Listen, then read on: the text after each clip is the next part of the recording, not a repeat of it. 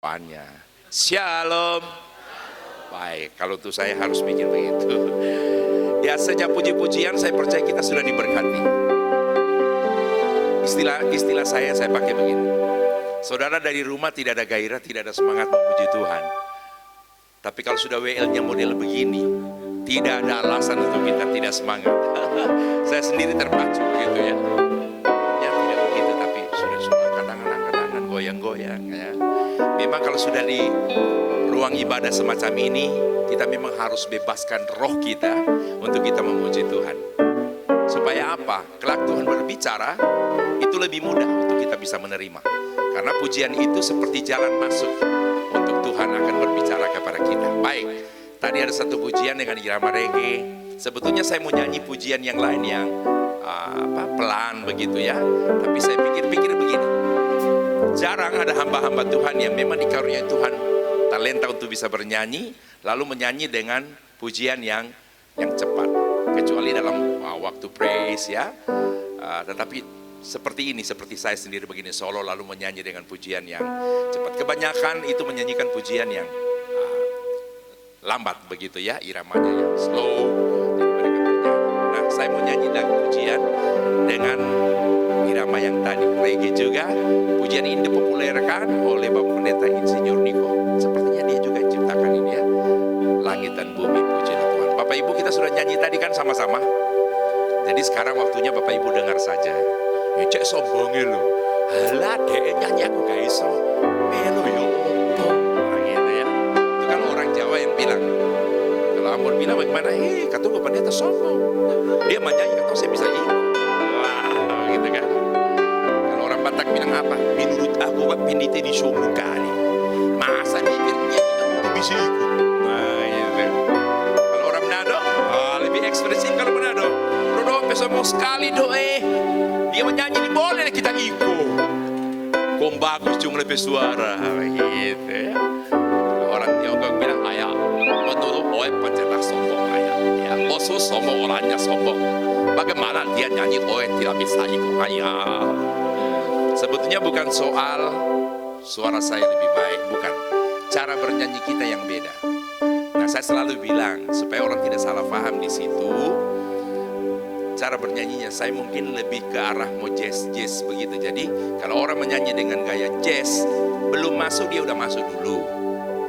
Ya, kemudian sebelum masuk dia sudah masuk, seharusnya sudah masuk dia belum. Jadi dia tunggu nanti dia kejar kan begitu. Jadi bisa dibayangkan kalau saya nyanyi dengan cara itu, lalu Bapak Ibu nyanyi dengan normalnya, ya gaya pop itu. Jadi kita nanti saling apa orang Manado bilang, baku-baku dusu. Ya, baku-baku dusu di sini ada Manado juga baku-baku dusu. Baik, nikmati saja. Tuhan Yesus berkati kita semua. Luar biasa, bassnya main sendiri juga. Langit dan bumi pujilah Tuhan, sebab Dia ciptakan semuanya. Keagungannya mengatasi langit bumi, sembah sujud di hadapannya. Oh langit dan bumi pujilah Tuhan, amin. Sebab Dia ciptakan semuanya. Keagungannya mengatasi langit bumi, sembah sujud di hadapannya. Puji, ku sembah, ku puji, ku sembah Yesus Kristus Sang Penebusku. Puji, ku sembah, puji, ku sembah Yesus Tuhan dan Raja. Haleluya, amin. Haleluya, amin. Haleluya, amin. Haleluya, amin. Langit dan bumi pujilah Tuhan, sebab Dia ciptakan semuanya, amin. Keagungannya mengatasi langit bumi, sembah sujud di hadapannya. Puji ku sembah, puji ku sembah Yesus Kristus Sang Penebusku. Puji ku sembah, puji ku sembah Yesus Tuhan dan Rajaku. Haleluya, amin. Haleluya, amin. Haleluya, amin. Haleluya, amin. Sekarang sama-sama. Haleluya, amin. Yang keras.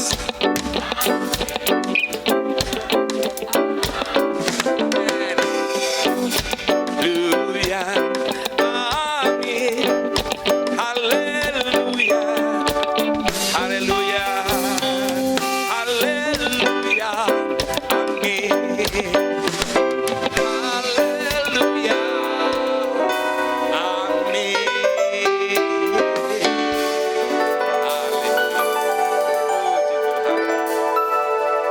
Kita adalah orang-orang yang beruntung dan tidak ada orang seberuntung kita di dunia ini. Kenapa? Kita punya Tuhan yang memang betul Tuhan. Kita tidak percaya sesuatu yang dianggap Tuhan. Ada yang percaya pohon, padahal pohon itu ciptaan Tuhan kita. Bilang amin dong.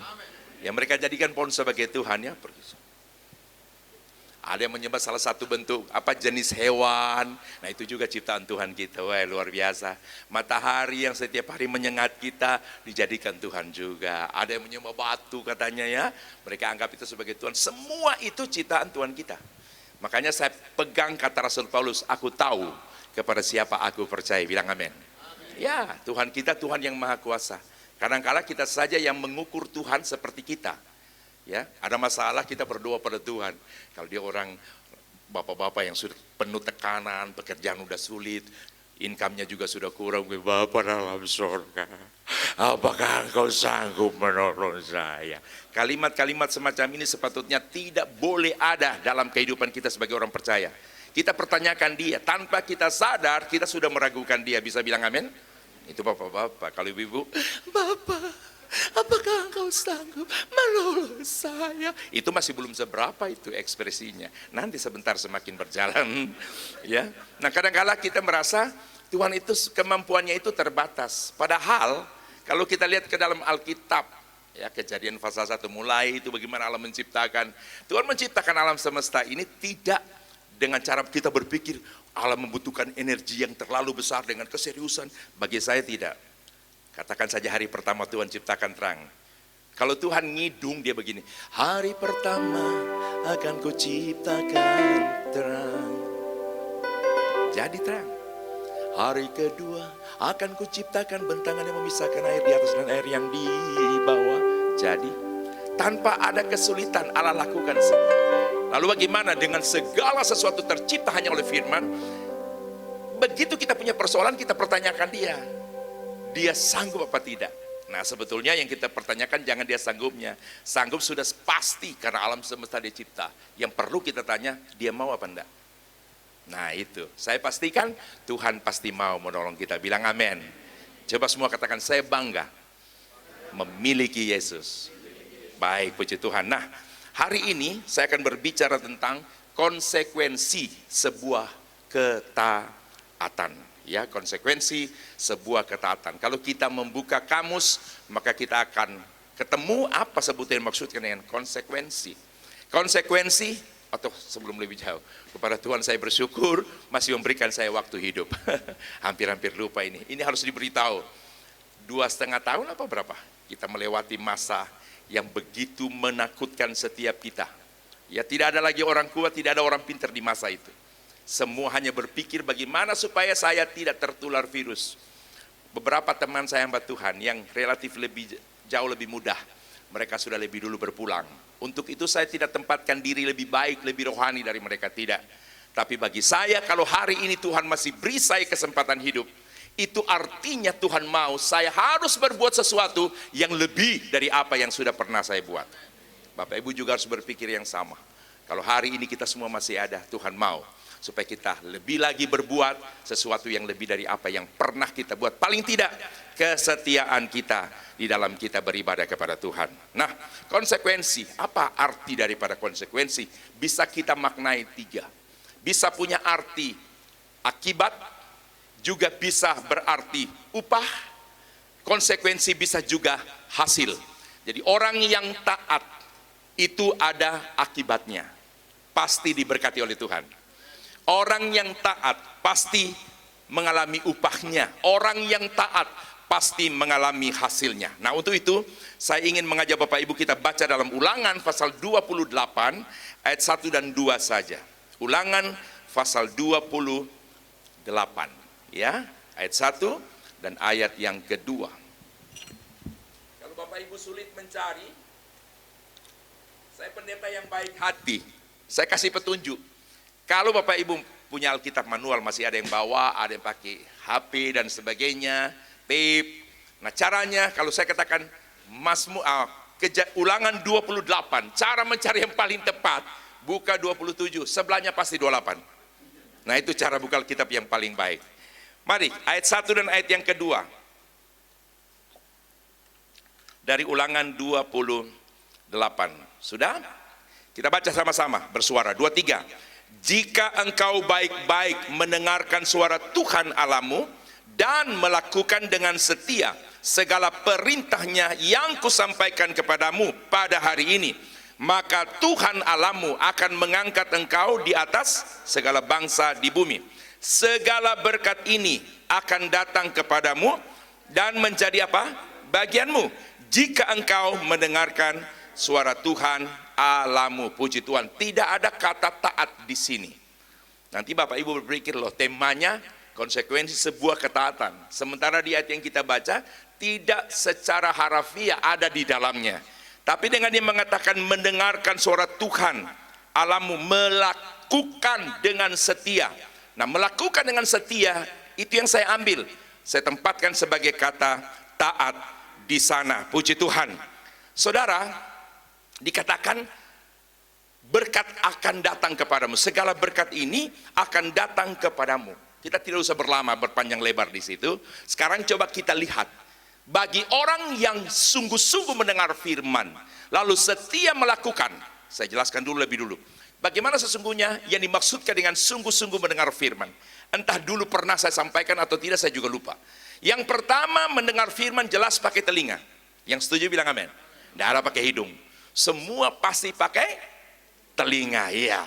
Yang kedua, yang dimaksudkan mendengar firman sungguh-sungguh, itu melihat.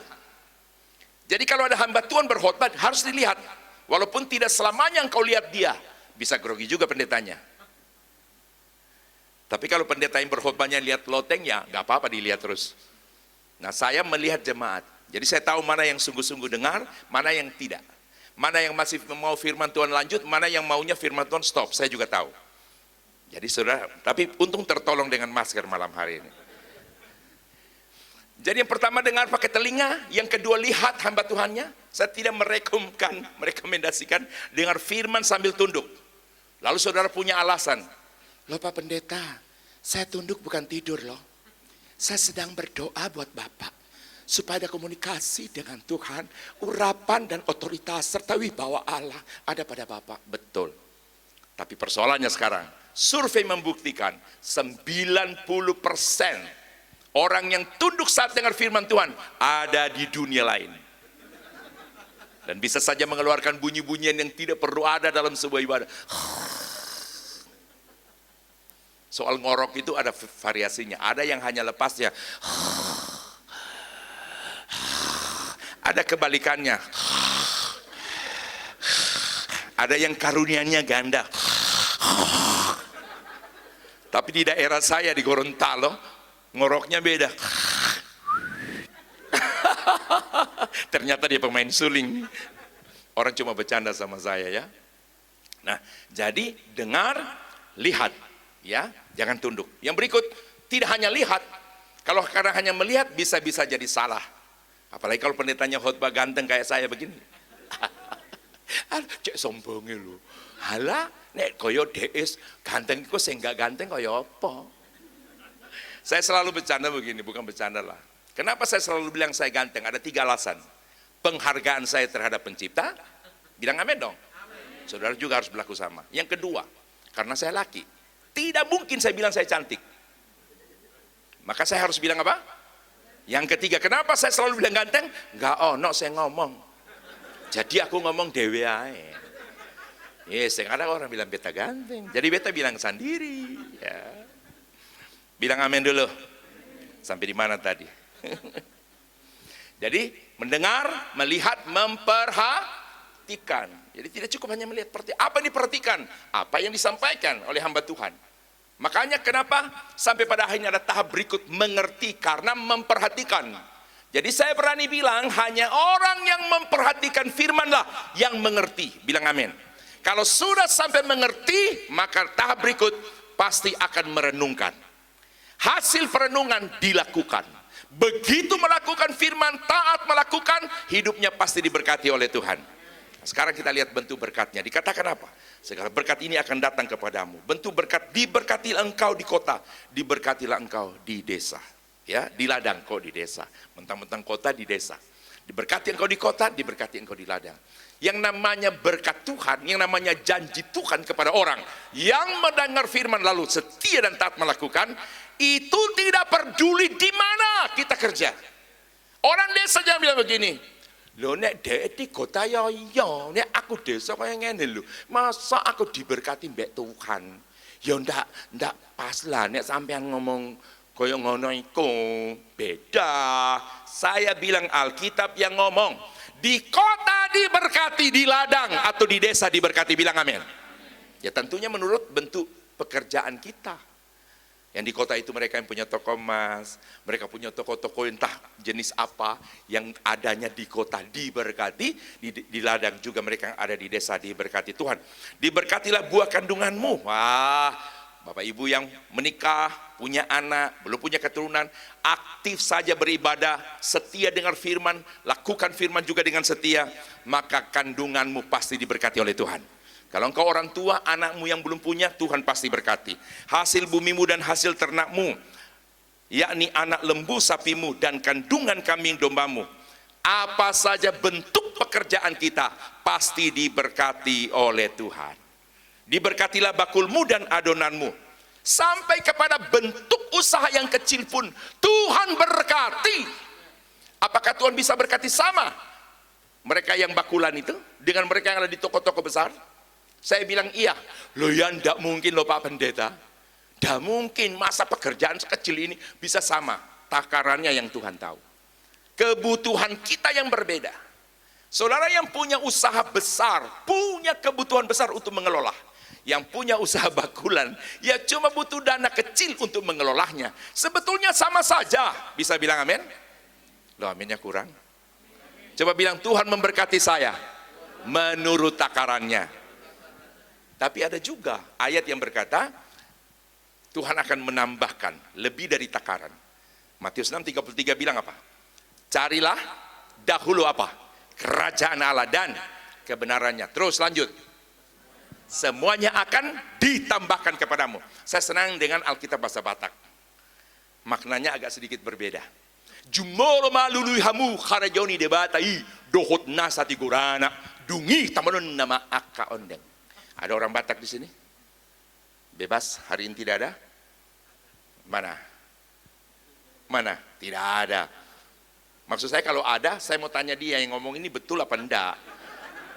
Memang betul. Jumoro mak luluhamu harajoni debatai dohot nasati gurana dungi tamanun nama akka ondeng. Nah, itu artinya di situ katanya begini. Tuhan memberkati kita ketika kita utamakan Tuhan. Bilang amin. Lalu Tuhan berkati lagi kita dengan takaran yang lebih dari yang kita perlukan. Nah, coba semua katakan, saya percaya Tuhan memberkati saya lebih dari takaran yang saya perlukan. Haleluya, puji Tuhan ya. Nah, diberkatilah engkau pada waktu masuk, diberkatilah engkau pada waktu keluar. Mau keluar masuk rumah, tidak ada kita akan di rumah terus. Ada waktunya kita keluar, kita pasti diberkati. Paling tidak, Tuhan jaga keselamatan kita. Saya kalau berdoa, mara bahaya musibah malapetaka kecelakaan maut, niat-niat manusia jahat yang tidak bertanggung jawab dalam nama Yesus. Istri saya ada di Lubuk, Sulawesi Tengah. 2 minggu sekali saya ke sana. Jadi istri saya pertama sudah almarhumah, itu 2015.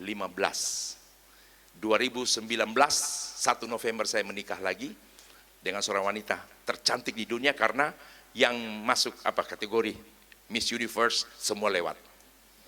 Buktinya saya pilih dia. Saya menikah lagi. Jadi 2 minggu di Surabaya, 2 minggu saya ada di Luwuk. Nah ini nanti awal dari bulan November, hampir pertengahan saya ke Luwuk lagi. 2 minggu di sana, saya balik lagi. Itu sudah berlangsung 2,5 tahunan.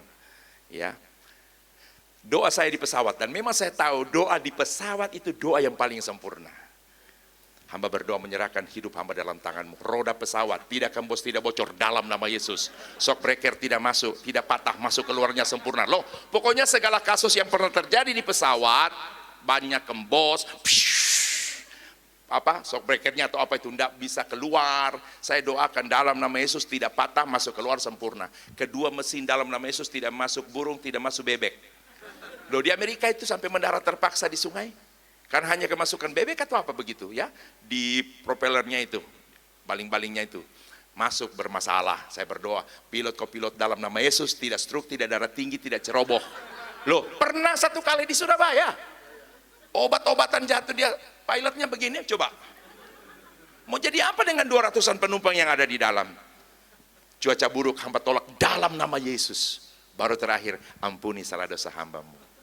Sekiranya ada salah dosa yang hamba perbuat, ampuni. Sekiranya terjadi sesuatu, sudahlah, dipastikan sorga. Amin. Ya, oke, puji Tuhan. Keluar masuk kita diberkati oleh Tuhan. Atau mungkin ada yang simpel, orang pekerjaannya keluar masuk, kolektor. Jangan modalkan fisik. Ada seseorang kolektornya, ada jemaat kami, dia cerita, ada kolektor di tempat kami, Pak. Badannya, memang kita kalau cari katanya kolektor itu juru tagih, itu yang badannya besar-besar dan dari luar pulau. Dia tidak datang dengan muka beringas. Dia pakai strategi yang jitu juga. Dia gini, selamat siang kok. Badannya besar sekali, mulai dari leher udah besar. Saya datang baik-baik. Tolong dilayani dengan cara yang baik-baik. Terima kasih. Artinya apa? Jangan coba layani tidak baik, maka saya akan berbuat tidak baik.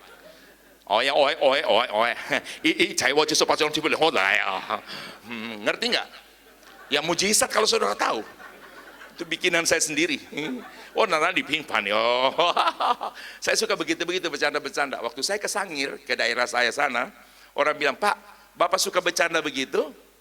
Ini WL kita juga suka begitu juga. Dia suka juga bahasa-bahasa koi itu. Masa saya datangi dia, saya bilang, bagaimana? Dia bilang, wolanlah di pingpan. Ih, mantap juga. Wolanlah di pingpan.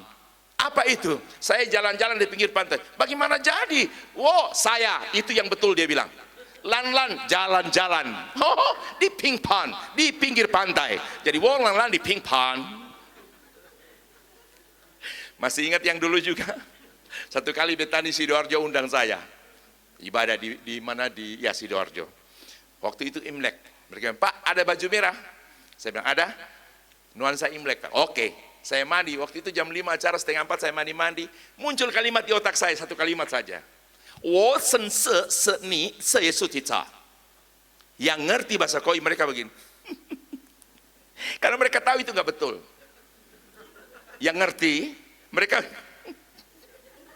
karena mereka tahu ini nggak betul ini. Tapi yang tidak ngerti begini. Dia pikir betul. Apa artinya? Saya senang sekali sekarang ini sebab Yesus berkati kita. Bagaimana caranya? Ada rumusnya. Itu yang betul. Nah, itu juga satu-satunya betul. Senang sekali. Sekarang ini. Yesus, sebab Yesus kita berkati kita.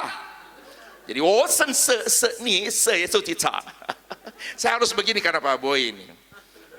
Malah sudah disuruh saya bikin suara anjing lagi. Oke, puji Tuhan. Mau bikin apa tidak usah saja ya. Ya jangankan orang heran saya sendiri heran. Itu persoalannya. Orang lain kan susah bikin. Saya enggak. Nah itu sudah. Orang begini, ada begini Pak. Mungkin terdengar kaget, yang berikut, cek mirip ya yo. Loh, saya kalau niru, pasti diikut. Bener ini. Bukan baru satu kali saya coba. Itu artinya frekuensinya sama. Iya, itu baru satu jenis, satu bentuk suara. Belum anjing yang baru belajar, waktu dia jadi remaja, waktu dia jadi pemuda. Iya, waktu anjing sudah jadi engkong, tapi masih maksa-maksa nunjukkan taring begitu ya. Padahal sudah tidak bisa. Oke, jadi di waktu masuk, di waktu keluar, kita pasti diberkati oleh Tuhan. Katakan amin lagi. Tuhan membiarkan musuhmu maju berperang melawan engkau, terpukul kalau yang bersatu jalan mereka akan menyerangi engkau, bertujuh jalan mereka akan lari dari hadapan. Apa berkat di sini? Tuhan berjanji menyertai kita. Bilang amin. Karena tanpa kita sadar ada orang berencana buruk terhadap kita. Tapi percaya saja kita tidak sendiri, ada sepasang mata yang dalam penuh kesetiaan selalu menilik kita, dan Tuhan akan selalu menjaga kita. Dan masih ada lagi ya, Tuhan perintahkan berkat. Nah ini berkat bonus bagi saya. Kalau tadi hasil usaha kita, pekerjaan kita, tapi ada waktunya di mana Tuhan memerintahkan berkat kepada kita. Coba semua katakan, saya percaya Tuhan bisa berikan saya bonus. Haleluya. Masih ada banyak di sini. Tuhan bahkan dikatakan begini, bagian akhir saya ambil saja, mengangkat engkau menjadi kepala dan bukan ekor, engkau akan tetap naik dan bukan turun apabila engkau mendengarkan perintah Tuhan Allahmu yang kusampaikan pada hari ini, kau lakukan dengan setia. Tuhan dapat mempromosi kita. Bilang amin. Kadang-kadang kita berusaha dengan cara kita, bahkan tanpa kita sadari lagi yang kita lakukan sudah di luar jalur yang benar. Kadang-kala untuk supaya kita naik dalam satu kedudukan, jabatan, atau apa saja, kita harus korbankan orang lain. Dengan Tuhan tidak perlu. Tuhan dapat mempromosi kita, dan kalau Tuhan yang angkat kita, tidak ada lagi yang bisa turunkan.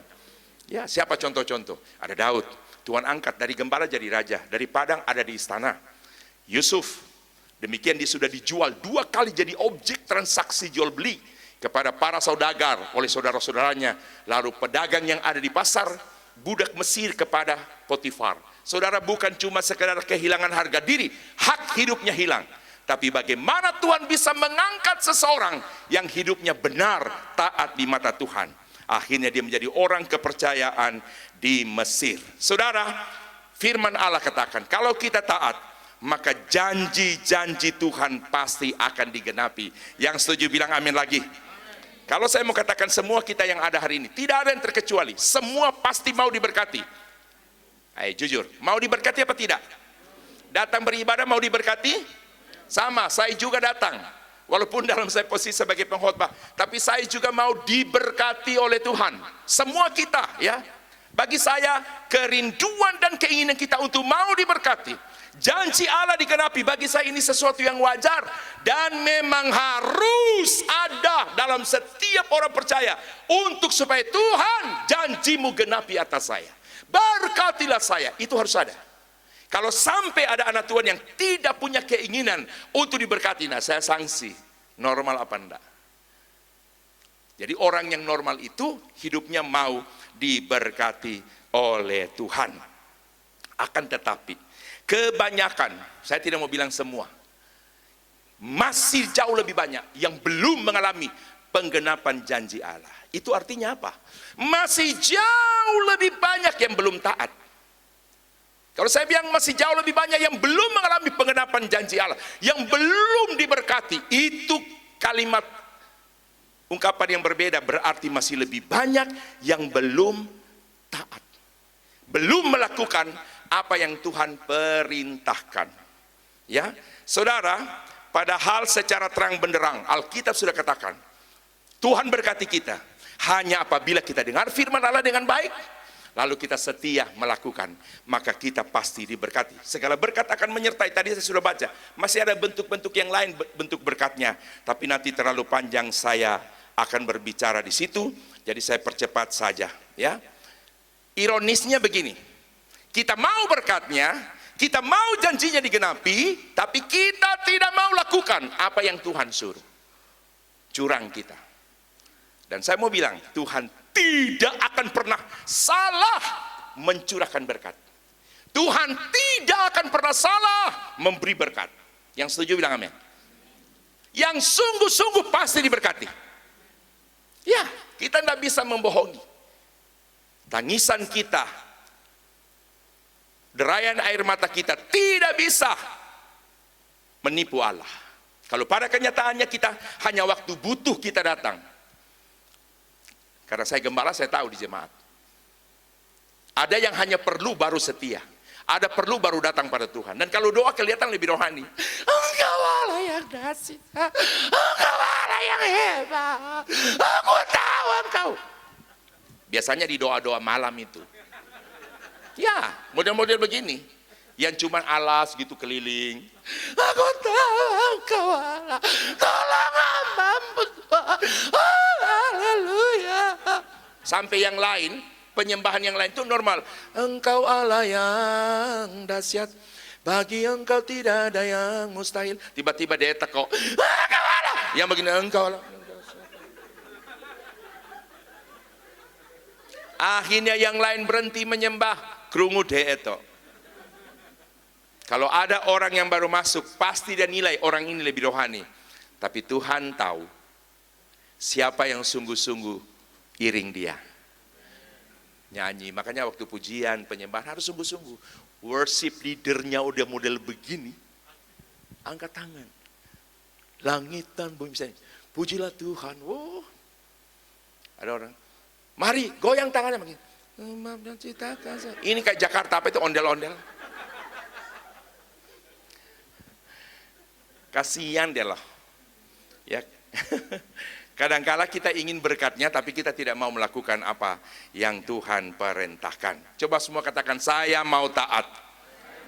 Ya, jadi saya simpulkan begini, di mana ada ketaatan, di situ ada berkat. Atau saya bisa bilang begini, taat sama dengan berkat. Coba bilang, taat sama dengan berkat. Nah, saudara, itu artinya janji Tuhan tidak serta-merta. Bukan berarti Tuhan berjanji lalu pasti terjadi otomatis kepada setiap orang. Tidak. Ada syaratnya. Nah, ini yang saya mau beritahu malam hari ini. Kebanyakan dari kita belum mengalami pengenapan janji Allah. Belum diberkati. Kenapa? Kita tidak melakukan apa yang Tuhan suruh. Ibadah saja hanya 2 jam. Udah gelisah kita di dalam. Bolak-balik lihat jam. Saya di Kendal, saya khotbah Natal. Memang banyak sekali hadir waktu itu. Ini jarak masih terlalu jauh. Saking penuh, mereka taruh kursi dekat. Saya mau firman, baru ada masuk seseorang. Ternyata dia pimpinan Kristen, salah satu pimpinan Kristen. Tapi pimpinan Kristen, saya khotbah hampir 5 menit satu kali, lihat jam. 5 menit. Bagi seorang pengkhotbah yang belum punya jam terbang, ini sangat berdampak negatif. Bisa grogi, bisa sudah tidak tahu mau bilang apa, tinggal cari-cari setelah di mana berhenti khotbah. Belakang saya belum tahu siapa dia, belakangan baru saya tahu. Itu salah satu pimpinan organisasi Kristen gitu loh.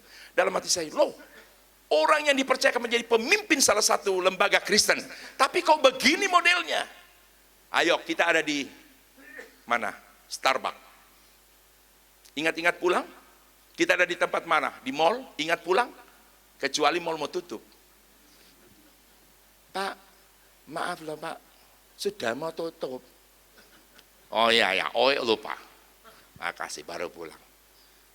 Ibadah, kita mau ibadah pendek. Makanya ada gereja 1 jam saja. Ini kejelian pendeta. Dia lihat, oh jemaat itu maunya singkat-singkat saja. Tapi saya tidak remehkan 1 jam saja. Nanti jadi kasus. Karena saya pernah khotbah di sana. Ya, pendirinya juga teman, Pak Samuel. Di mana itu? Yang dekat PTC, bukan PTC. Mana? Yang bukan di sana, yang di sini. Ya. Bukan di sini yang tadi. Grand City. Di situ saya khotbah ya. Itu tidak pakai pengumuman. Jadi 1 jam memang dibuat sedemikian rupa. Begitu start waktu, tak nyanyi. 15-20 menit khotbah. Cuma saya dibilang, kalau Pak Herman boleh nyanyi dulu. Saya nyanyi. Khotbah sekian, 20 menit. Sisa itu persembahan dan sebagainya. Keluar sana, masuk lagi sini. Ya, jadi dari jam ke jam semacam itu. Mereka pikir banyak orang yang seperti itu, maunya singkat-singkat saja. Tapi saya mau ajar Bapak Ibu malam hari ini, coba kita wujudkan rasa cinta kita kepada Tuhan. Bisa bilang amin? Oh, yang pernah pacaran zaman dulu ya. Dulu kita kan masih pakai surat, apalagi kalau sudah ketemu, woi, Dinda. Kakanda, setiap aku melihat engkau, ada getar di hatiku. Kakanda, apa gerangan yang terjadi dengan engkau? Waduh, rasanya kita udah mau pergi dari situ. Nah, malam hari ini kita menyatakan bahwa kita orang-orang yang mencintai Tuhan. Bilang amin. Jadi taat pasti mendatangkan berkat. Bagaimana kita jadi taat? Kalau saya membaca-baca ayat ini nggak cukup waktunya. Di dalam Matius 22 ayat 37, kasihlah Tuhan Allahmu dengan segenap hatimu, dan dengan segenap jiwamu, dan dengan segenap akal budimu. Rahasia untuk kita jadi taat kepada Tuhan, mengasihi Tuhan dengan segenap hati, segenap jiwa, segenap akal budi. Di dalam Ulangan 6 ayat 5, kasihlah Tuhan Allahmu dengan segenap hatimu, dengan segenap jiwamu, dan dengan segenap kekuatanmu. Ada perbedaan antara Matius tadi dengan Ulangan.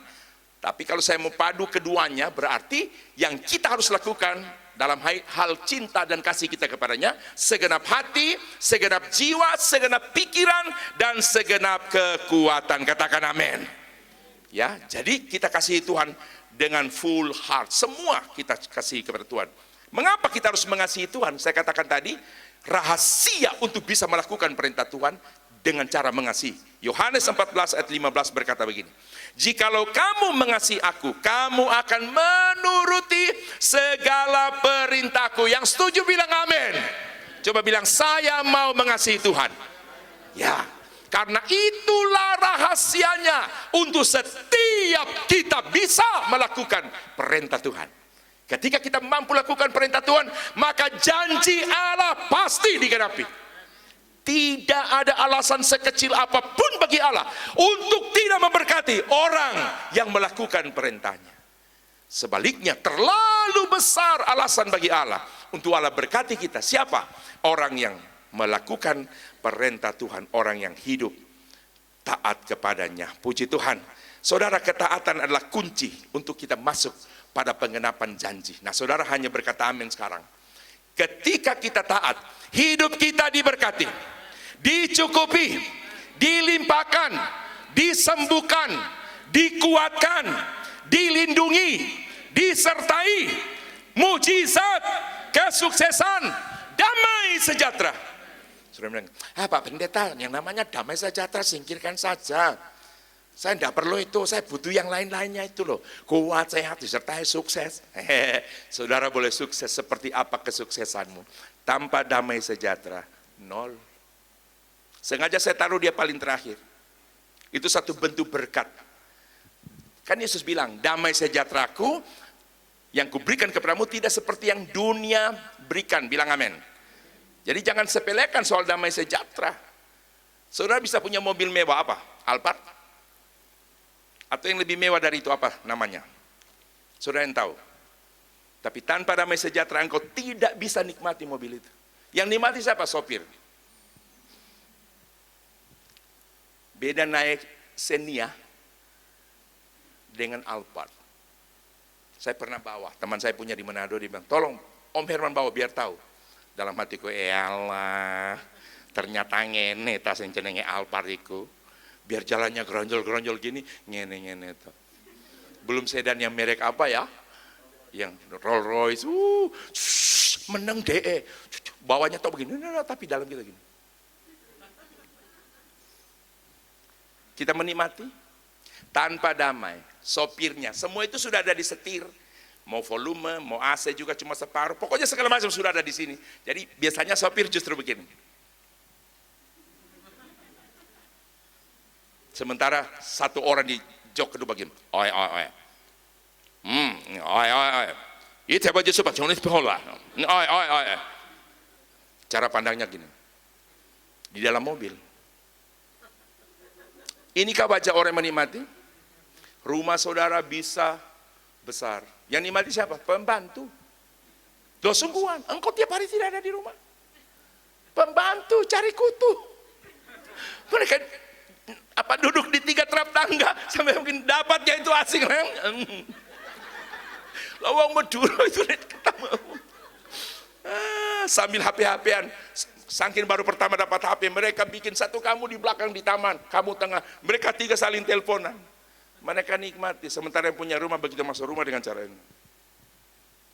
Wajahnya itu.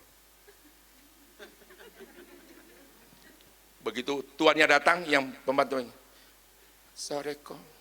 Karena wajahnya, tacinya juga.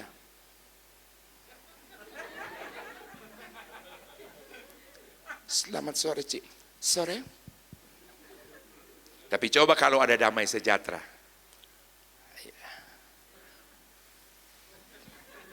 Sore kok. Sore. Sore, Cik. Sore. Haleluya. Bilang, aku pasti diberkati oleh Tuhan. Sekali lagi, kita harus mampu membuktikan bahwa kita mengasihi Tuhan. Nah, Tuhan mau kita setia dalam hal apa? Taat dalam hal apa? Saya percepat saja. Yang pertama soal ibadah. Kebetulan malam hari ini kita dalam ibadah. Tuhan mau kita harus taat lakukan perintahnya. Keluaran 23-25 berkata, kamu harus beribadah. Kata harus menyatakan bahwa hal ibadah bukan instruksi, bukan sebagai suatu anjuran atau pemberitahuan. No. Tapi hal beribadah adalah sebuah perintah dari Tuhan jatuh ke kita menjadi sebuah kewajiban. Artinya tidak bisa tidak, kita harus datang beribadah. Ibrani 10:25 berkata, jangan jauhkan diri dari pertemuan ibadah. Oke, jadi yang pertama, setia taat lakukan perintah Tuhan, harus beribadah. Datang ke tempat ibadah. Mau di gereja masing-masing, mau di BCC, datang ibadah. Bilang amin dulu. Cukupkah sampai di situ? No. Kita harus beribadah dengan sungguh-sungguh. Ya, seperti tadi, menyanyi, menyembah, sungguh-sungguh dengar firman Tuhan dengan sungguh-sungguh. Kenapa ada orang ibadah tidak sungguh-sungguh? Ada. Di dalam Matius 15 ayat 8. Bangsa ini memuliakan aku dengan bibirnya, padahal hatinya jauh daripadaku. Ternyata ada orang yang datang beribadah, sesungguhnya tidak beribadah. Hanya dengan bibir saja. Kalau Pak Boy punya suara ini menggelegar. Aku mengasihi. Iya. Coba lihat, dia punya tekanan itu mantap. Tapi andai kata ada orang bernyanyi dengan cara ini, hanya sebatas di mulut, tidak dari hati, di mata Tuhan nol. Jadi datang beribadah, sungguh-sungguh di waktu memuji menyembah. Saya bilang pastikan di setiap kali kita datang beribadah, hati, pikiran kita terfokus hanya kepada Allah. Soal janjian di luar, biar dulu. Kalau saudara yang kuat rohaninya, silentkan HP-mu selama ibadah. Kalau yang lebih rohani, matikan saja. Ada pakai mode pesawat. Jangan sampai lagi ibadah firman Tuhan, ingat-ingat mateng kon mau ono janji lo, aduh cek suwene firman rek. Aduh ya apa iki. Kesuwen rek. Nek aku tak ngerti ngene enggak teko aku rek. Sebentar saya mau tanya dulu, 15 ini apa? 15 detik lagi atau? 15 menit. Oh ya, puji Tuhan. Berarti ada kesempatan bagi saya. Wuhuu. Nah, soal bernyanyi, itu harus bernyanyi. Kita bernyanyi sungguh-sungguh. Mazmur 105 ayat 2. Bernyanyilah baginya, bermazmurlah baginya, percakapkanlah segala perbuatannya yang ajaib. Jadi di gereja kita harus nyanyi, lepas, roh kita harus bebas. Bilang amin. Mazmur 100 ayat 4. Masuklah dalam pintu gerbangnya dengan nyanyian syukur, ke dalam pelatarannya dengan puji-pujian. Bersyukurlah kepadanya dan pujilah namanya. Jadi datang beribadah itu kita harus beri hati untuk memuji. Karena tidak semua orang bernyanyi, dia memuji Tuhan. Ya, sekali lagi, tidak semua orang dalam sebuah ibadah bernyanyi pada waktu yang sama dia memuji Tuhan, tidak. Tapi orang yang memuji Tuhan pasti dia bernyanyi. Bilang amin. Coba bilang, saya memuji Tuhan. Ya, puji Tuhan. Nah, ada jemaat yang berkata begini, loh tapi Pak Pendeta suara saya loh enggak jelas, enggak bagus. Suara saya fals. Saya bilang, ya. Yang penting konteksnya nyanyi berjemaat. Mau fals, mau bagus, semua didengar Tuhan. Betapa baiknya Engkau Tuhan, kasih-Mu tiada berkesudahan. Oke, dalam dengar kita baiklah. Tapi ada betapa baiknya Engkau Tuhan, kasih-Mu tiada berkesudahan. Saya punya teman di daerah saya. Dia bilang, Herman, om saya pendeta, dia dipakai Tuhan luar biasa. Hujan turun, dia jalan tidak basah. Dia hanya nyanyi. Awan mendungku menyanyi, awan mendungku menyanyi. Jadi yang saya tangkap, pujian itu awan mendungku menyanyi, awan mendungku menyanyi. Itu masih daerah. Waktu saya ke Jawa sekolah Alkitab, saya dengar ada lagu mirip. Bila awan mendungku menyanyi. Oh, rupanya iki asline. Kok bisa awan mendungku menyanyi? Awan, ternyata orang ini memang nyanyinya fals banget. Tidak ada lagu yang bisa bagus dia nyanyi. Jadi soal urusan fals, tidak urusan. Orang lain boleh menilai fals, tapi bagi Tuhan sama. Yang penting hati, bilang amin. Cuman, tolong yang sadar suaranya fals, jangan daftar ke Pak Boy jadi singer. Loh ini sungguhan, saya serius. Kalau sadar suara kita itu fals, bukan tidak baik loh ya. Tidak baik bukan paling betapa baiknya Engkau Tuhan, kasih-Mu tiada berkesudahan, tidak fals, tapi mungkin kurang baik. Itu masih bisa, tapi kalau sudah fals, nah ini kerjasama dengan soundman-nya. Kalau kecolongan, ada satu betapa baiknya Engkau Tuhan, tolong dikecilkan saja. Itu kerjasama yang, loh, bukan menghina dia, bukan, tapi masalahnya didengar oleh banyak orang. Ya, nah saya bilang jangankan fals, salah kata saja dalam pujian Tuhan tetap dengar. Yang setuju bilang amin. Iya. Saya kasih contoh beberapa lagu yang orang nyanyi salah. Ku masuki gerbangnya dengan hati, dia girangkanku, oh dia girangkan. Di desa saya ada satu remaja yang nyanyi, jadi rantangku, oh jadi rantangku. Lah iki jadi apa? Bisnis apa makan? Catering iki. Jadi rantangku, lama itu bertahun-tahun.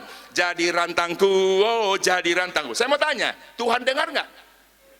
Halo? Di mata Tuhan berkenan lagu itu? Iya, dalam ketidaktahuannya dia, namanya kita juga di desa. Jadi dia girangkanku, dia pikir jadi rantangku. Berfirmanlah, berfirmanlah Tuhan. Petir malam Tuhan. Loh, sungguhan ini. Saya catat beberapa lagu yang dinyanyikan keliru. Kan mirip-mirip toh. Apalagi mungkin pendengaran so. How great is our God. Di mana itu? Jawa Timur, pinggir sana. Isongga. Dia tidak tahu itu how great. Dia isongga. Iso penggangun loh. Aduh. Kami bawa pujian.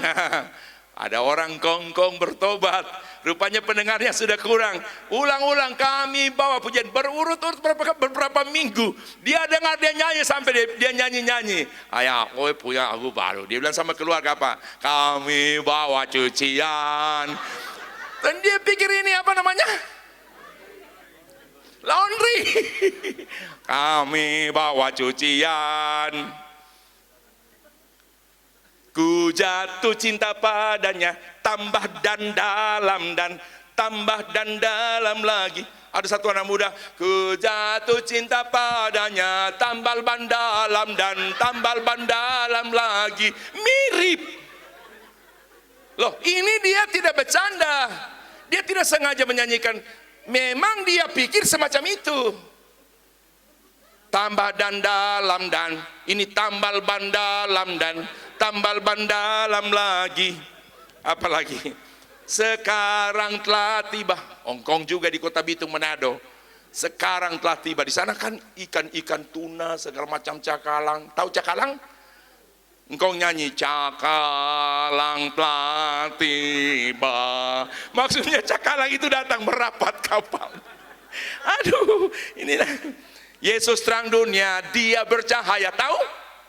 Ini satu ibu, Yesus terang dunia, dia berbahaya. Lo berbahayanya di mana Yesusnya itu? Aduh, bencana orangnya. Tapi saya sengaja bilang ini ya. Saya mau tanya saudara sekali lagi. Ketika mereka nyanyi dengan cara ini, di mata Tuhan berkenan apa tidak?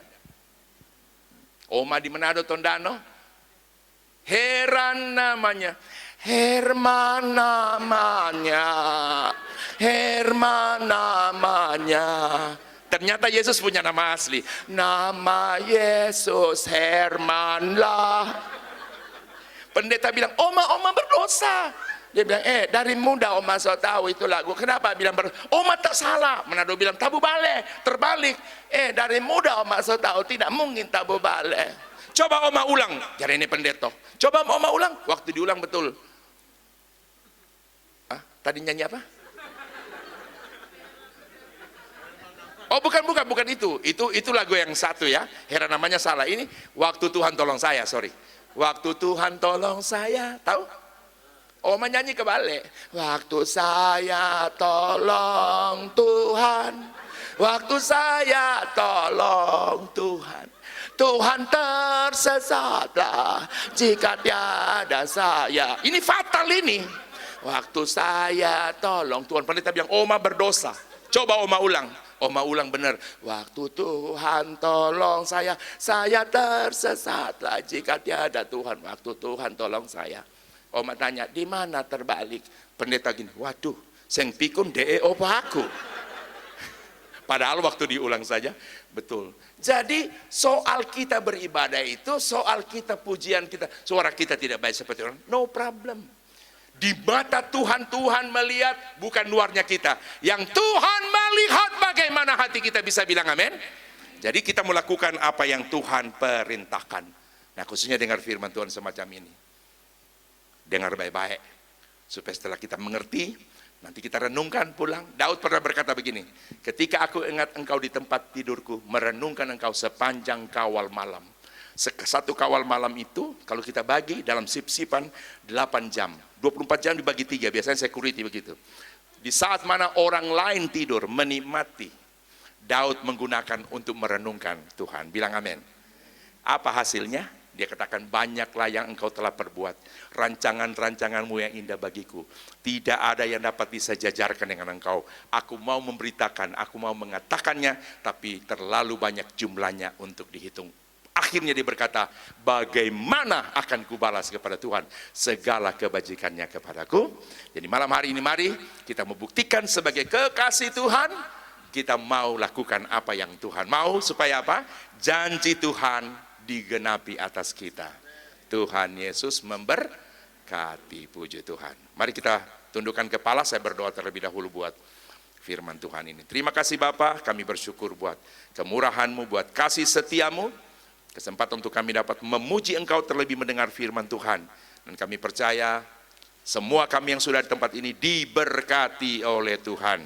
Terima kasih Bapa, meteraikan dan remakan firman-Mu di hati setiap kami menjadi pegangan hidup, bahwa kami mau menjadi orang-orang yang taat, melakukan apa yang Tuhan perintahkan, sehingga setiap janji Tuhan digenapi atas kami. Hanya dalam satu nama Tuhan, Yesus Kristus, Juru Selamat kami, Allah kami yang hidup, kami sudah berdoa mengucap syukur. Haleluya. Semua katakan, amin.